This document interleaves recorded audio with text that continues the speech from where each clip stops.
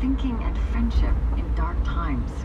There is familiarity in Arendt's statement a half-century ago that modern totalitarianism is organized loneliness, that the historian knows how vulnerable facts always are, and her abiding belief as a person who nearly perished in the 20th century's waves of terror and exile, that thinking is not something for elites, it is the human power to keep possibility alive. Thinking, she says, is not the same as judgment, but it creates the right conditions for judgment. But also, she says, if you can't have that inner dialogue, then you can't speak and act with others. What she called the banality of evil was the inability to hear another voice, the inability to have a dialogue either with oneself or the world, the moral world. I'm Krista Tippett, and this is On Being.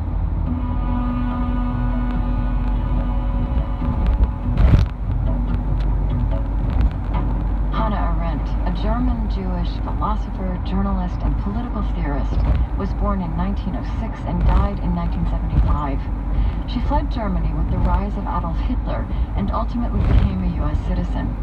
Lindsay Stonebridge teaches modern literature and history at the University of East Anglia, but she was in southern France when we spoke. Are you on sabbatical? No, we have a slightly longer Easter vacation in Europe, and I spend as much time as I can down here because I have family here and we have a house here, and it's where I get to write and think. Okay. I'm also about an hour away from where Hannah Arendt was in a detention camp in Wbez. Oh, really? So every time I'm around here, I always have a moment where I think about that. And think about the people who came from Montauban, which is about an hour from here, which is a big refugee town, and Toulouse. So this area's got lots of Arendt in it, in some ways for me. I wanted to ask you, what in the background of your life inclined you to be captured by her passions and ideas? Are there points of resonance that go back for you as well? Yeah, I think it took me a long time to come to Arendt.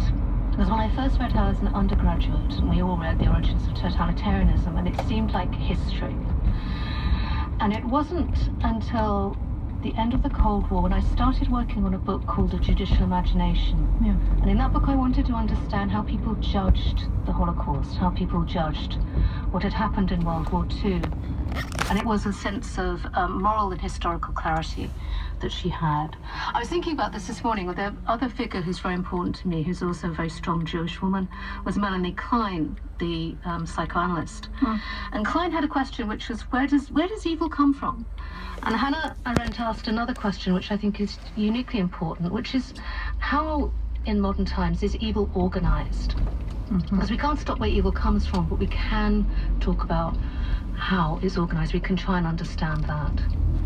So there's that. There's also, she was very committed to the idea that, people who felt like they were outsiders and spectators in their worlds could have a contribution to make to that world, could understand that world from a certain perspective, and could engage with it. And actually, all being a pariah, being that you're coming from the outside, you're not quite right, and seizing that and running with it and working with it. And she also had that angle for me. I think, just for me rereading The Origins of Totalitarianism, dipping back into her after quite a few years, that she wasn't just, this is not historical, it's not history telling, it's really a delving into the human essence of what we experience and analyze as political historical events. But something that struck me so much that I'd forgotten is this idea about the isolation of, that she wrote, what prepares men for totalitarian denomination. And here again is what happens in the human heart and psyche and society that makes these things possible, is the fact that loneliness, once a borderline experience, usually suffered in certain marginal social conditions like old age, has become an everyday experience of the ever-growing masses of our century. And if I think about the Brexit experience in the UK, and I think about this last presidential election in the US, so much of the dynamic were human beings who had felt unseen and feel disconnected. Mm-hmm. Yeah. Language, she says, atomized, isolated individuals. Yeah.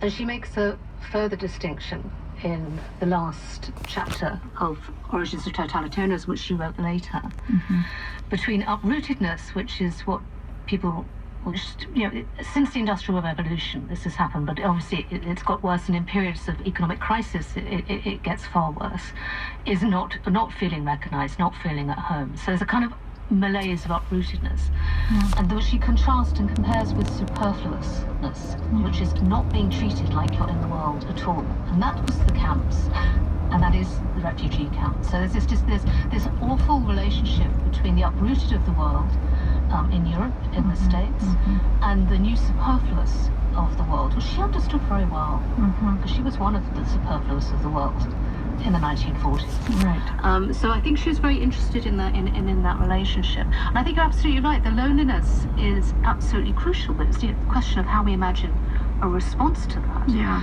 I think it's very interesting. I've discovered recently that Hannah Arendt taught George Orwell's 1984 to Berkeley undergraduates in 1955. And another new bestseller. Exactly. Another new. And what would one give to have been in that class? Any of your listeners were in Berkeley in 1955, being taught 1984 by Hannah Arendt. I would love to hear. Yeah. And she had read. I think she'd read the novel earlier because she started rewriting the last chapter of Origins of Totalitarianism. So she's getting that kind of analysis of Orwell. She's in dialogue with Orwell, who's of course dead by then.